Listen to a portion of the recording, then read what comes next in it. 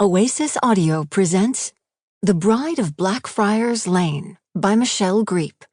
Read for you by Nan Mcnamara. Dedication. Hats off to Julie Klassen and Erica Vetch, my two historical partners in crime. And as always, to the one who redeems me from crimes of my own making. Chapter 1. London, 1885. September afternoons were meant for soft whispers and stolen kisses, not ash and soot and the gangrenous eye of a ruthless taskmaster. Yet here he was, somehow cajoled into hours of sweat and toil by the blue-eyed beguiler next to him. Sighing, Jackson Forge jammed the shovel into the hill of waste and hefted out another great heap of black dust and refuse.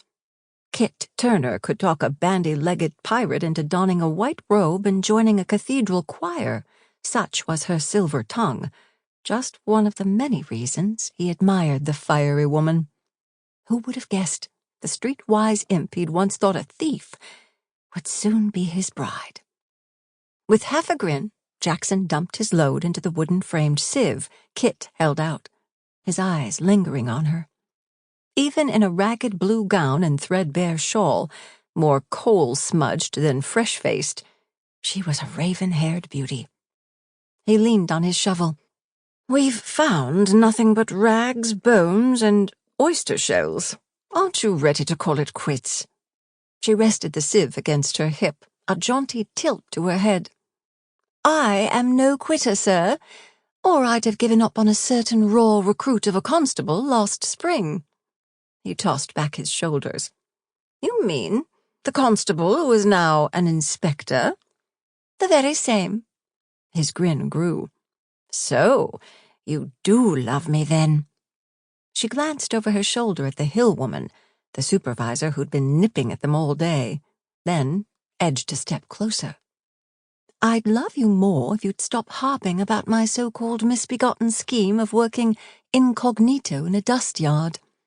"Ah, but you see, my love, I am no quitter either." He winked. "Still, as I said, and will continue to say, we'll gain better evidence on the stolen goods if we give Sir Culpepper's staff another round of interviews. Someone will crack under pressure, I am sure of it." "A waste of time, my sweet. We already have solid evidence. When we were at Skaggs, you saw as well as I did the black dust inside the bottom of the stolen candlesticks that could only have gotten there if they had been hidden in a pile such as this."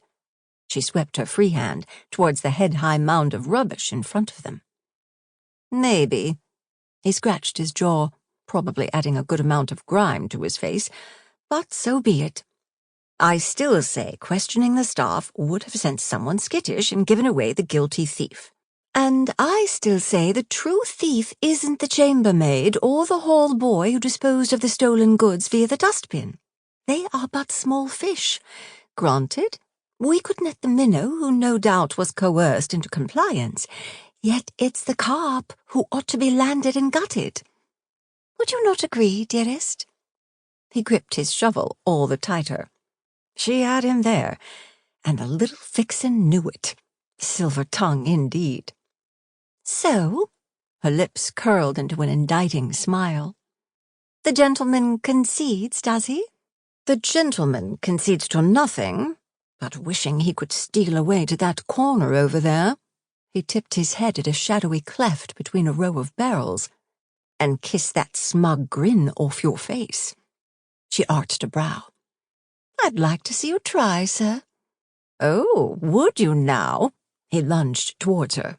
"Jackson, no," she whisper-screamed. "You'll get us dismissed."